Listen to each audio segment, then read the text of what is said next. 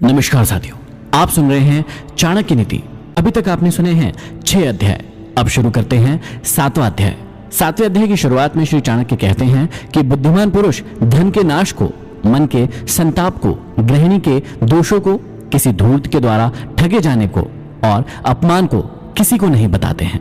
यह मनुष्य की सहनशीलता की ओर इशारा करते हुए कहा है कि बुद्धिमान व्यक्ति वही है जो अपने परिवार के नुकसानों को और दोषों को छिपाकर सहन कर लेता है, क्योंकि उसका प्रदर्शन करने से केवल जगहसाई ही होती है। ऐसी बातों को कभी भी अन्य व्यक्तियों के सामने उजागर नहीं करना चाहिए। चाणक्य का मानना है कि कई बार संकोच की प्रवृत्ति के कारण मनुष्य को हानि उठानी पड़ती है। मनुष्य के लिए यह जरूरी है कि किसी भी आर्थिक व्यवहार में उसे लिखा पढ़ी कर लेनी चाहिए।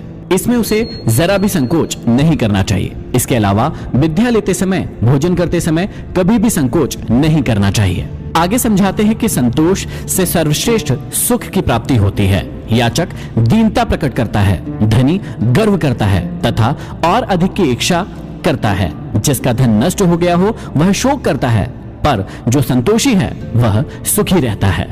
आगे समझाते हैं कि अपनी स्त्री, भोजन और धन, इन 3 चीजों में संतोष रखना चाहिए और विद्या, अध्ययन, तप और दान करने में कभी भी संतोष नहीं करना चाहिए। जीवन में सजगता बहुत जरूरी है। इसलिए चाणक्य का कहना है कि 2 ब्राह्मणों के बीच से गुजरने का अर्थ यही है कि आप उनके वाद विवाद में विघ्न डाल रहे हैं, अतः कभी उनके बीच से होकर ना निकले। ब्राह्मण और अग्नि के बीच से गुजरने का अर्थ यही है कि आप उनके अग्निहोत्र में विघ्न डाल रहे हैं।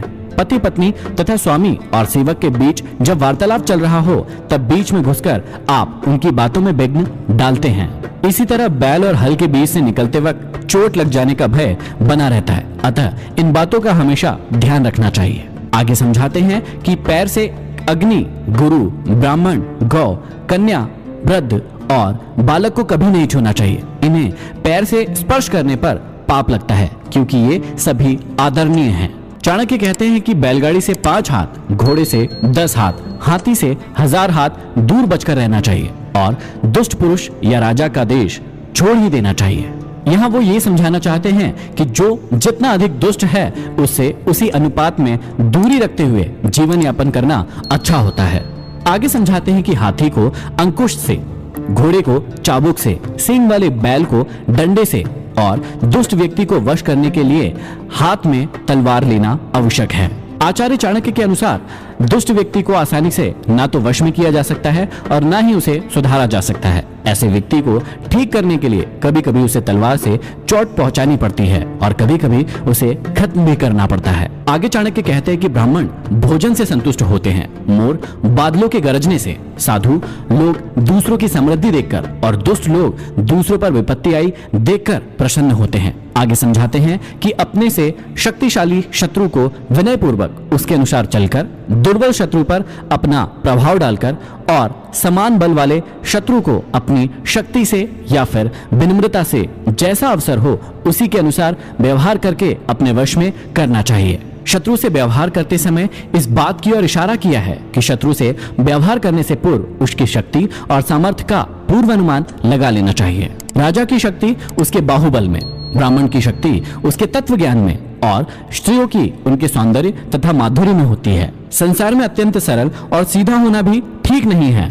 वन में जाकर देखो कि सीधे वृक्ष को ही पहले काटा जाता है और टेढ़े मेढ़े वृक्षों को छोड़ दिया जाता है। इस बात में जीवन की सच्चाई की ओर संकेत किया है। सीधापन आदमी की कमजोरी का परिचायक माना जाता है। उसे हर कोई सताने लगता है, परंतु टेढ़े स्वभाव के दुष्ट व्यक्तियों से कोई भी उलझना नहीं चाहता। सभी उनसे बचना चाहते हैं। जिस सरोवर में जल रहता है हंस वही रहते हैं और सूखे सरोवर को छोड़ देते हैं। मनुष्य को ऐसे हंसों के समान नहीं होना चाहिए कि बार बार स्थान बदले। चाणक्य का मत है कि मनुष्य के लिए अपना स्वार्थ ही प्रमुख नहीं होना चाहिए। जिस स्थान विशेष से एक बार नाता जोड़ लिया जाए तो उसे कठिनाई आने पर भी नहीं छोड़ना चाहिए। कमाए हुए धन का दान करते रहना ही उसकी रक्षा है। जैसे तालाब के पानी का बहते रहना ही उत्तम है।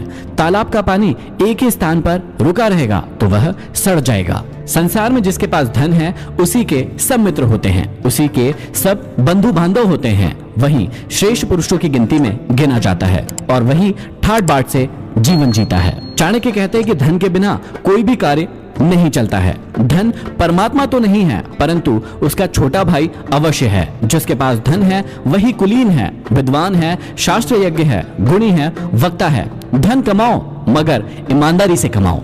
अत्यंत क्रोध करना, कड़वी वाणी बोलना, दरिद्रता और अपने सगे संबंधियों से वैर विरोध करना, नीच पुरुष का संग करना, छोटे कुल के व्यक्तियों की नौकरी अथवा सेवा करना, ये 6 दुर्गुण ऐसे हैं जिनसे युक्त मनुष्य को पृथ्वीलोक में ही नरक के दुखों का आभास होता है। मनुष्य यदि सिंह की मांद के पास जाता है तो गजमोती पाता है, और यदि सियार की मांद के पास जाता है तो बछड़े की पूंछ और गधे के चमड़े का टुकड़ा पाता है। भाव यह है कि बड़े लोगों के पास जाने से धन संपत्ति और ऐश्वर्य प्राप्त होता है, और छोटे तथा नीच लोगों की संगति करने से सिवाय दुख के और कुछ भी प्राप्त नहीं होता है। आगे चाणक्य कहते हैं कि बोलचाल अथवा वाणी में पवित्रता, मन की स्वच्छता और यहाँ तक कि इंद्रियों को वश में रखकर पवित्र रखने का भी कोई महत्व नहीं होगा जब तक कि मनुष्य के मन में जीवन मात्र के लिए दया की भावना उत्पन्न नहीं होती है। आगे चाणक्य समझाते हैं कि जिस प्रकार फूल में गंध, तिलों में तिल, लकड़ी में आग, दूध में घी,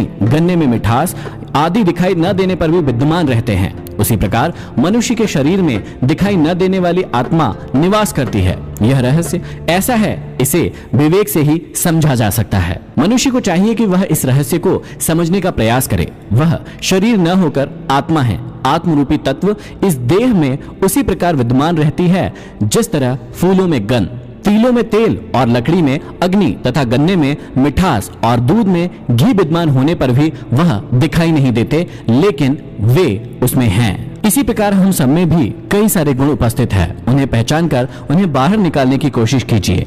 यह था अध्याय 7। अब हम बढ़ते हैं अध्याय 8 की ओर।